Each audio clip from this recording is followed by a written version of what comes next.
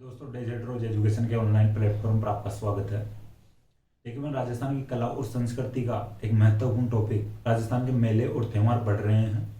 इसमें अपन यहाँ तक या अब तक बात कर चुके हैं विक्रमी कैलेंडर के अकॉर्डिंग हिंदू मेले और हिंदू त्यौहारों की। ठीक है, हिंदू धर्म के मेले और त्यौहारों की बात कर चुके हैं और जैन धर्म की भी अपन बात कर चुके हैं। देखिए, आज अपन बात करेंगे सिख धर्म और सिंधी समाज के मेले और त्योहारों की बात करेंगे। ठीक है, देखिए, मैं समाज बोला हूँ तो सिंधी समाज बोला हूँ तो थोड़ा सा आप समझना, बस सिंधी अलग से कोई इन प्रॉपर धर्म नहीं है, ये हिंदुओं में ही होते हैं सिंधी भी। ठीक है, लेकिन अपन इनकी भी बात करेंगे, इनकी कुछ तिथियां और जैसे जयंतियां वगैरह ये अलग से मनाई जाती हैं, तो अपन इनकी बात करेंगे आज।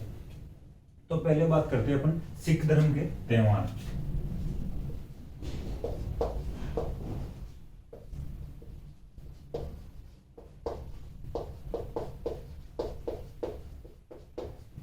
ठीक है, सिखों के मेले या त्योहार जो भी जयंतियां आती हैं इनकी बात करते हैं। देखिए, सबसे पहले बात करेंगे जो इनकी जयंती आती है। ठीक है, तो उसकी बात करेंगे गुरु नानक जयंती की।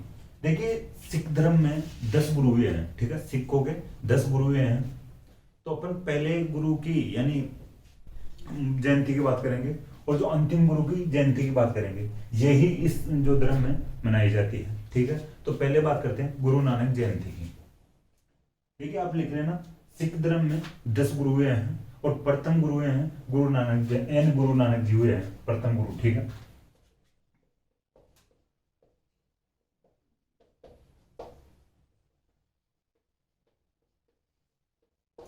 ठीक है, इनका जन्मदिन मनाया जाएगा गुरु नानक जयंती को। ठीक है, देखिए, जो गुरु नानक जयंती है तो कार्तिक पूर्णिमा को मनाई जाती है।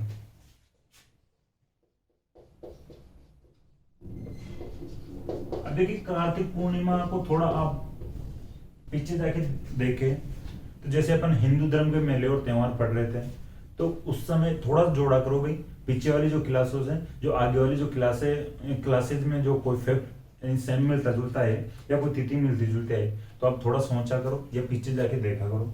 तो कार्तिक पूर्णिमा को अपन और कुछ पढ़े थे, हिंदू धर्म पढ़ रहे थे उस समय, हिंदू मेले और त्योहार पढ़ रहे थे उस समय। ठीक है, जैसे कार्तिक पूर्णिमा को पुष्कर में मेला लगता है और एक बड़ा मेला कोलायत बीकानेर में देखे थे। तो यहाँ पे कार्तिक पूर्णिमा अपन पढ़ रहे हैं, गुरु नानक जयंती कार्तिक पूर्णिमा को मनाई जाती है। देखिए, जो गुरु नानक जयंती कार्तिक पूर्णिमा को मनाई जाती है, तो भाई सिख धर्म के भी मेले होंगे इस दिन। ठीक है, तो गुरु नानक जयंती के रूप में या कार्तिक पूर्णिमा के दिन सिखों के 2 मेले लगते हैं। ठीक है, एक तो चूरू में एक स्थान पड़ता है साहुआ। ठीक है, और एक स्थान है बीकानेर कोलायत।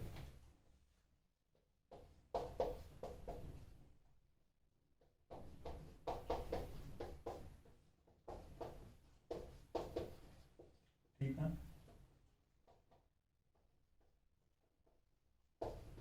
देखिए, ये कोलायत बीकानेर वाला तो आप ढंग से याद रखना भाई। एक तो अपन हिंदू धर्म में पढ़े थे उस समय। ठीक है, कार्तिक पूर्णिमा को कोलायत बीकानेर में मेला लगता है, दीपदान किया जाता है और पुष्कर में भी दीपदान किया जाता है। देखिए, 2 फैक्ट ध्यान रखना।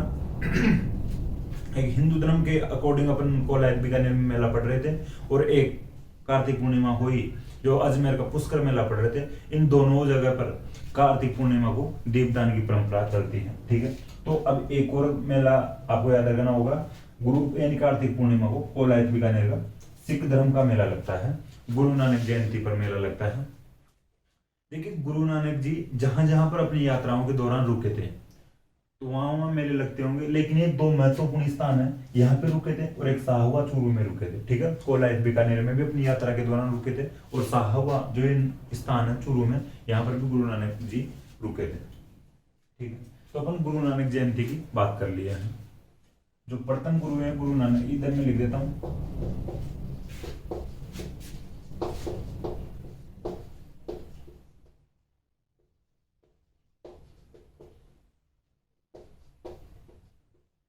ठीक है, सिखों के प्रथम गुरु हैं गुरु नानक जी। ठीक है, तो थोड़ा ध्यान रखना। अब बात करते हैं आगे। देखिए, जो अंतिम गुरु हुए हैं गुरु गोविंद सिंह, उनकी बात करते हैं, उनकी जयंती आती है।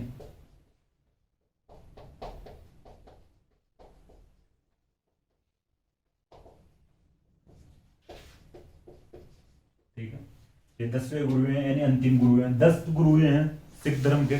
तो प्रथम गुरु गुरु नानक जी, और अंतिम 10वें गुरु गुरु गोविंद सिंह जी। ठीक है, तो ये थोड़ा ध्यान रखना। तो गुरु गोविंद सिंह जयंती, इसकी भी अपन बात करते हैं। ये कब मनाई जाती है?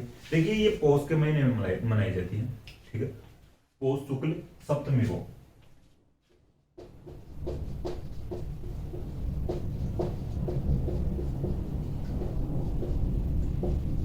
ठीक है, पौष शुक्ल सप्तमी। देखिए भाई, ओनली पौष पड़े याद मत रख लेना, पौष पड़ों के साथ साथ गुरु गोविंद सिंह को भी याद रखना। अपन उधर तो पढ़े थे भाई, पौष के महीने में त्योहार और मेले नहीं आते हैं, विक्रमी कैलेंडर के अनुसार जब हिंदू धर्म के मेले और त्योहार पढ़ रहे थे। ठीक है, लेकिन इधर सिख धर्म में गुरु गोविंद सिंह जयंती आती है, तो आपको पौष पड़े खाने के साथ साथ गुरु गोविंद सिंह जयंती भी याद रखनी है, पौष माह की शुक्ल पक्ष की सप्तमी को। ठीक है, तो ये याद रखना। देखिए, अब एक त्योहार की बात करते हैं, हालांकि कुछ लोगों को पता होगा तो किसी को नहीं भी पता हो तो मैं बताता हूँ। 13 जनवरी की बात करते हैं हम।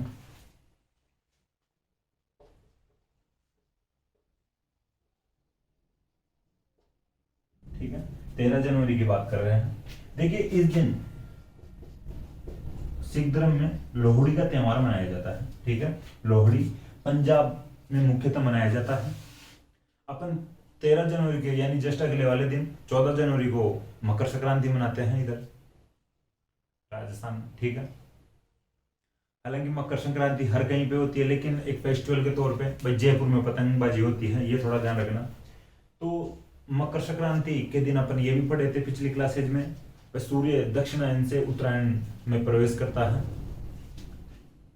तो ये जो मकर संक्रांति को ये लोहड़ी के रूप में मनाते हैं पंजाब में। ठीक है, ये 13 जनवरी को मनाते हैं, ये थोड़ा ध्यान रखना। अपन 14 जनवरी को मनाते हैं, कभी कभार जो कैलेंडर के अकॉर्डिंग 15 जनवरी भी आने लगी है। इधर मकर संक्रांति 15 जनवरी को मनाई जाती है, लेकिन पंजाब में लोहड़ी 13 जनवरी को मनाई जाती है। देखिए, ये थोड़ा ध्यान ही रखना भाई, लोहड़ी वाला जो त्योहार पंजाब का प्रसिद्ध है 13 जनवरी को मनाया जाता है। ठीक है, अब बात करते हैं आगे वैसाखी का। एक वैसाखी त्योहार आता है सिखों में।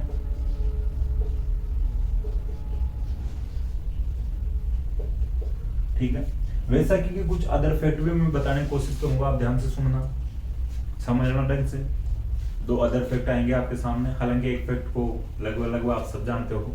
ठीक है, तो वैसाखी का त्योहार, देखिए ये सिखों का प्रसिद्ध वैसाखी का त्योहार ये 13 अप्रैल को मनाया जाता है। ठीक है, 13 जनवरी को लोहड़ी, वैसाखी का त्योहार 13 अप्रैल को। ठीक है, 13 जनवरी को लोहड़ी और 13 अप्रैल को वैसाखी का त्योहार मनाया जाता है। देखिए, पंजाब पहले के टाइम में या किसी टाइम में, ठीक है, वर्तमान में भी, पहले वैसाखी को अपना नववर्ष मनाता था। ठीक है, अपना न्यू ईयर मनाता था पंजाब वैसाखी के दिन, तो ये थोड़ा ध्यान रखना। देखिए, ये जो फैक्ट है, वैसाखी का त्योहार किस धर्म का त्योहार है या किस धर्म में मनाया जाता है, या मुख्यतः किस धर्म में मनाया जाता है। ठीक है, इस प्रकार से क्वेश्चन आ सकता है। तो वैसाखी का त्योहार सिख धर्म में मनाया जाता है। ठीक है, वैसाखी का त्योहार कब मनाया जाता है? तो 13 अप्रैल को मनाया जाता है। देखिए, ये डेट के अकॉर्डिंग है, तिथि के अकॉर्डिंग नहीं है भाई, ये थोड़ा ध्यान रखना। जो एक तो लोहड़ी 13 जनवरी को और वैसाखी 13 अप्रैल को। ठीक है, ये 2 जयंतियां थी, ये तिथियों के अनुसार मैं आपको बता दिया हूं। देखिए, वैसाखी के अब मैं बताने की कोशिश करूंगा फैक्ट। पहले बात करते हैं 13 अप्रैल 1699 की। ठीक है, 13 अप्रैल 1699 को गुरु गोविंद सिंह ने मुगलों की सेना के खिलाफ या मुगलों के खिलाफ लड़ने के लिए एक पंथ या एक सेना की स्थापना की थी। ठीक है, यहां पे लिखता हूं, खालसा पंथ।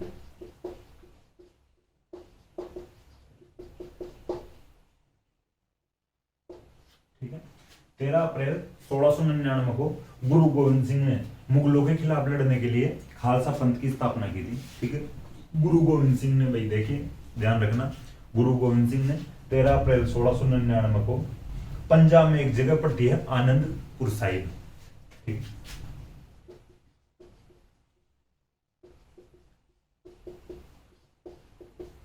ठीक है, गुरु गोविंद सिंह ने 13 अप्रैल 1699 को पंजाब के आनंदपुर साहिब में खालसा पंथ की स्थापना की थी, मुगलों से लड़ने के लिए या मुगलों की सेना को हराने के लिए, ठीक है। तो आप थोड़ा ध्यान रखना, 13 अप्रैल को वैसाखी का त्योहार मनाया जाता है। 13 अप्रैल 1699 को गुरु गोविंद सिंह ने मुगलों से लड़ने के लिए पंजाब के आनंदपुर साहिब में 13 अप्रैल 1699 को खालसा पंथ की स्थापना की थी, ठीक है। गोविंद सिंह की बात कर रहे हैं, ये थोड़ा ध्यान रखना, खालसा पंथ की स्थापना किसने की थी? गुरु गोविंद सिंह ने की थी 13 अप्रैल 1699 को। 13 अप्रैल को वैसाखी का त्योहार मनाया जाता है। एक और फैक्ट जो मैं अभी बोल रहा था भाई वो आपको पता भी होगा, 13 अप्रैल 1919 को, ठीक है, जलियांवाला बाग हत्याकांड हुआ था। देखिए जलियांवाला बाग हत्याकांड हुआ था, वो त्योहार चल रहा था, वैसाखी का त्योहार पर भीड़ इकट्ठी थी, मेला चल रहा था, वैसाखी का मेला चल रहा था। उस दौरान वहां के लोग थे, पंजाब के लोग थे, इस मेले में आए हुए थे और इसी दिन जो रेजिनाल्ड डायर ने फायरिंग की थी और 13 अप्रैल 1919 को, ठीक है, तो वैसाखी का दिन था ये 13 अप्रैल वाला, तो 1919 में घटना हुई थी जलियांवाला बाग हत्याकांड। 379 जो ऑफिशियल आंकड़े आते हैं इसके, भाई 379 लोग शहीद हुए हैं या मारे गए हैं, 379 लोगों को मरने के जो आंकड़े सामने आते हैं, हालांकि 1000 से भी ज़्यादा लोग इसमें मारे गए थे, लेकिन ऑफिशियल आंकड़े 379 आए थे, बस 379 लोग शहीद हुए हैं, मारे गए हैं। तो आप ध्यान रखना, फिर जलियांवाला बाग हत्याकांड है जो वैसाखी के त्योहार के दिन हुआ था, वैसाखी के दिन हुआ था 13 अप्रैल को, जब भीड़ इकट्ठी हो रखी थी, रेजिनाल्ड डायर अंधाधुंध फायरिंग करवाता है। फिर देखिए आगे चल के फिर बदला भी लिया गया था, सरदार उधम सिंह के द्वारा लंदन जाकर रेजिनाल्ड डायर को मारने की प्लानिंग की गई थी, लेकिन रेजिनाल्ड डायर वहां पे नहीं मारा जाता है और माइकल ओडायर मारा जाता है, ठीक है। रेजिनाल्ड डायर बच जाता है और माइकल ओडायर मारा जाता है।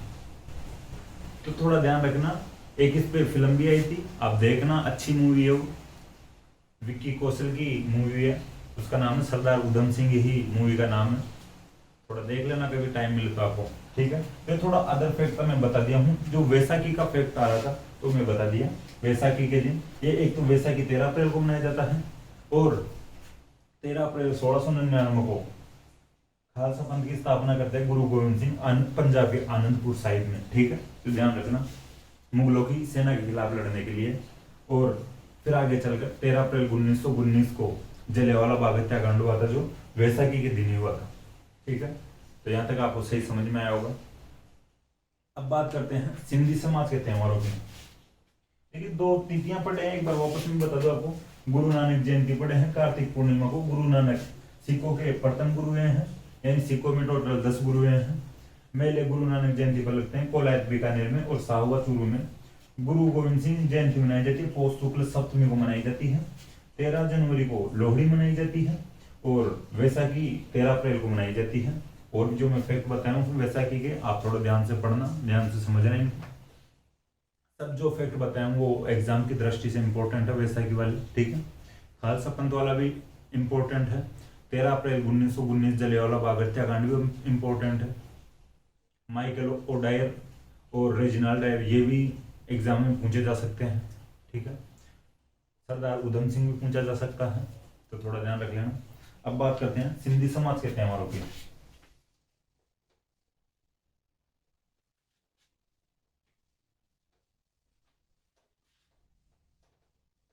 सिंधी वैसे हिंदू ही है अभी, लेकिन इनके कुछ जो तिथियां वगैरह जयंतियां वयंतियां अलग से आप पढ़नी पड़ती है, अपने को एग्जाम में पूछी जाती है।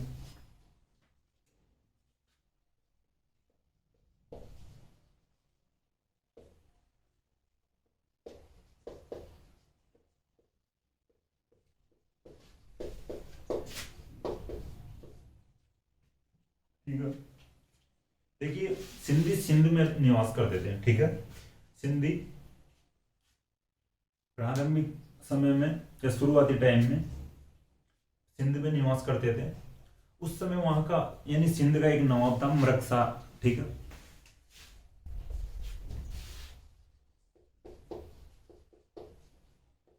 ठीक है, मरकसा नवाब था। देखिए जो मरकसा था, जो सिंध के सिंधियों को परेशान करता था, ठीक है। धार्मिक प्रवृत्ति से या धार्मिक स्थितियों के अनुसार मरकसा सिंध के सिंधियों को परेशान करता था। जो भी भाई धार्मिक जो कारण रहे होंगे, ये परेशान करता था सिंधियों को, ठीक है। सिंधी के सिंधी ज्यादा ही परेशान हो गए थे मरकसा के जो अत्याचारों से। सिंध के जो सिंधी थे वो समुद्र के देवता भगवान वरुण की तपस्या करते हैं 40 दिन तक, ठीक है। सिंधी के जो सिंधी थे समुद्र के देवता भगवान वरुण की तपस्या करते हैं 40 दिन तक, ठीक है। आगे अब मैं एक महोत्सव पढ़ाऊंगा, चालिया महोत्सव, उसका थोड़ा ध्यान रखना, अभी 40 दिन याद रखना। तो भगवान वरुण की 40 दिन तक तपस्या करते हैं सिंध के जो सिंधी। भगवान वरुण इनके पास आता है, इनको कुछ दिखाई देता है और बोलता है भाई ठीक है, इनकी तपस्या से खुश होता है, सिंधियों की तपस्या को देख के आता है और पूछता है भाई क्या प्रॉब्लम है। तो सिंधी बताते हैं हमें ये मरकसा परेशान कर रहा है धार्मिक कारणों को लेके, और आप आइए और इसका कुछ इलाज कीजिए, ठीक है। जो हमारे सामने समस्या है इसका सॉल्यूशन कीजिए। भगवान वरुण कहते हैं सिंधियों को भाई एक निश्चित समय पे या एक फिक्स टाइम पे मैं आऊंगा और इस मरकसा का सॉल्यूशन करूंगा या खात्मा करूंगा, ठीक है। देखिए 40 दिन बाद यानी भगवान वरुण झूलेलाल जी के अवतार में आते हैं, ठीक है।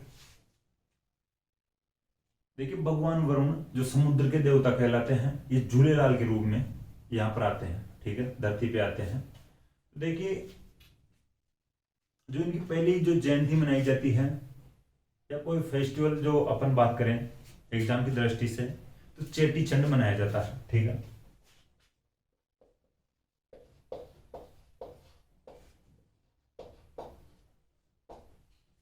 चेटी चंड को झूलेलाल जयंती भी कहते हैं,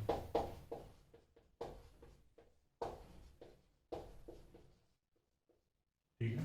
देखिए भगवान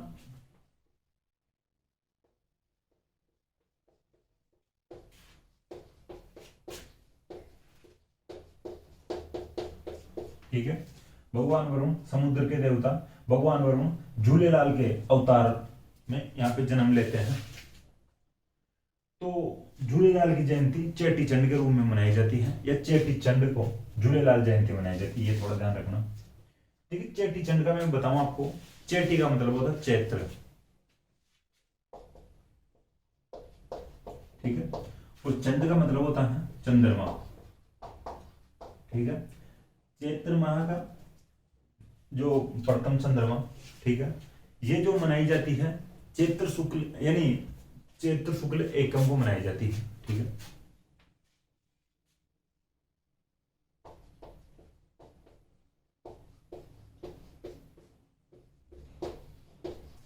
ठीक है, चैत्र शुक्ल एकम को मनाई जाती है। तो चैत्र शुक्ल एकम का मतलब एक तो नववर्ष प्रारंभ हो रहा है, ठीक है, हिंदू नववर्ष प्रारंभ हो रहा है, ये थोड़ा ध्यान रखना चैत्र शुक्ल एकम को। तो चैत्र माह की शुक्ल पक्ष की एकम, चैत्र माह का प्रथम चंद्रमा, ठीक है, चैत्र माह का प्रथम चंद्रमा। चेटी का मतलब मैं बता दिया आपको, चैत्र होता है, चंड का मतलब होता है चंद्रमा। तो चैत्र माह का प्रथम चंद्रमा या चैत्र माह की प्रथम तिथि को चेटी चंड मनाया जाता है या झूलेलाल जयंती मनाई जाती है। चैत्र शुक्ल एकम की एक और बात याद रखना, जब हिंदू अपन मेले और त्योहार पढ़ रहे थे तो अपन नवरात्रों की बात भी किए थे, जब नवरात्र की, ठीक है, बसंत नवरात्र स्टार्ट होते हैं चैत्र शुक्ल एकम को, ठीक है। चैत्र के नवरात्रे हिंदू धर्म के अकॉर्डिंग अपन पढ़ रहे थे, और एक आश्विन के नवरात्र पढ़े थे अपन, ठीक है, प्रकट नवरात्र में, तो ये थोड़ा ध्यान रखना। तो बसंत नवरात्र स्टार्ट होते हैं चैत्र शुक्ल एकम हिंदू धर्म के अकॉर्डिंग बता रहा हूँ मैं, जो नवरात्रि के बाद। तो चेटी चंड मनाया जाता है चैत्र शुक्ल एकम। झूलेलाल जयंती मनाई जाती है। क्वेश्चन दोनों प्रकार से आ सकता है। चेटी चंड किस तिथि को मनाया जाता है? चैत्र शुक्ल एकम को मनाया जाता है। झूलेलाल जयंती किस तिथि को मनाई जाती है? चैत्र शुक्ल एकम को मनाई जाती है। ठीक है, ये थोड़े ध्यान रखना। देखिए, इसके बाद में एक और जयंती की बात करते हैं, असुचंड की बात करते हैं। ठीक है, असुचंड या आसुचंड भी कह सकते हैं। देखिए, ये आश्विन शुक्ल एकम को मनाई जाती है असुचंड। ठीक है, आश्विन शुक्ल एकम।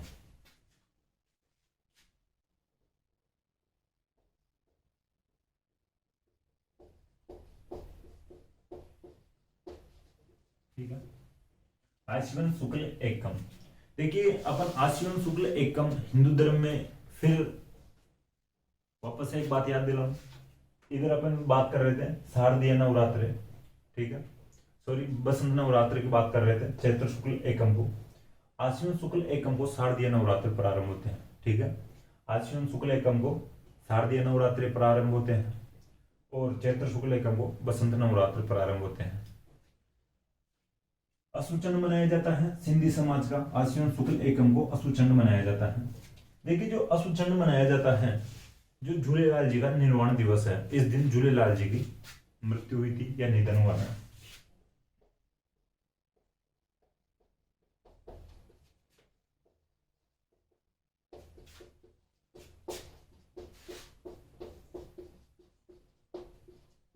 ठीक है, झूलेलाल जी का निर्वाण दिवस असुचंड को मनाया जाता है। झूलेलाल जी की जयंती चेटी चंड को मनाई जाती है। आप किसी भी प्रकार से याद रख सकते हो, चेटी चंड को जयंती, असुचंड को निर्वाण दिवस। निर्वाण का मतलब भाई मृत्यु वाला दिन की बात करते हैं अपन जब भी निर्वाण की बात आती है। ठीक है, आश्विन शुक्ल एकम को असुचंड मनाया जाता है। झूलेलाल जयंती, झूलेलाल जी का निर्वाण दिवस मनाया जाता है। देखिए, एक और बात करते तिथि की अपन, थदड़ी सातम।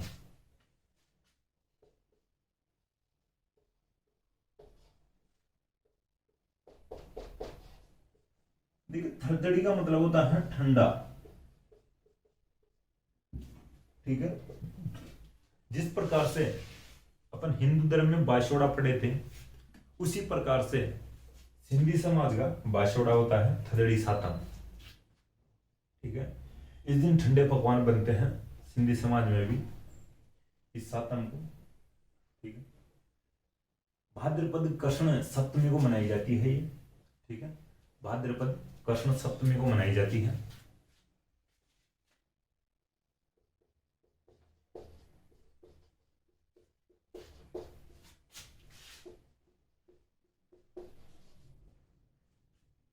ठीक है, इनका जो सिंधी समाज का बाशोड़ा आता है भादवे के महीने में, या भाद्रपद कृष्ण सप्तमी को आता है सिंधी समाज का बाशोड़ा। थदड़ी का मतलब ठंडा होता है। थदड़ी सातम मनाई जाती है भाद्रपद कृष्ण सप्तमी को। ठीक है, ठंडे पकवान बनाते हैं, यानी पकवान बनाते हैं फिर इनको ठंडे करके खाते हैं। मैं ठंडे पकवान तो कैसे बनेंगे डायरेक्ट?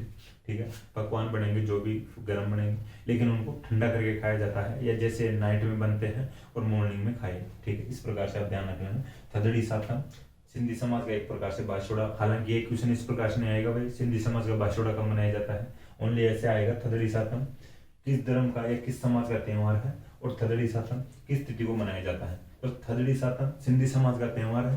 थदड़ी सातम भाद्रपद कृष्ण सप्तमी को मनाया जाता है। ठीक है, भाद्रपद कृष्ण सप्तमी को मनाया जाता है। इसके बाद में एक बात करते हैं जो मैं पहले अभी स्टार्टिंग में बताया था, जब सिंधी समाज की जो 40 दिन वाली, देखिए चालिया महोत्सव मनाया जाता है इसमें।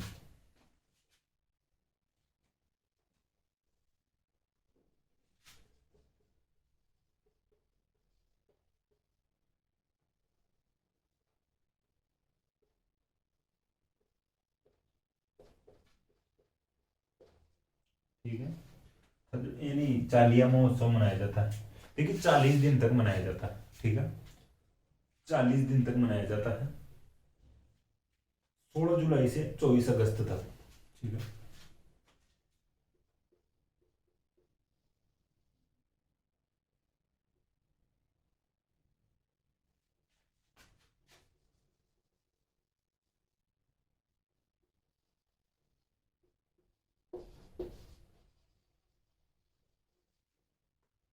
ठीक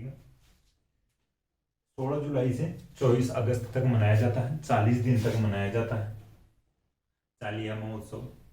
देखिए भगवान वरुण की ये 40 दिन की जब तपस्या किए थे, ठीक है, भगवान वरुण की यानी समुद्र के देवता भगवान वरुण की जब मरक्षा के अत्याचारों की वजह से ये 40 दिन तक तपस्या करते हैं, उन 40 दिनों को ये चालिया महोत्सव के रूप में मनाते हैं।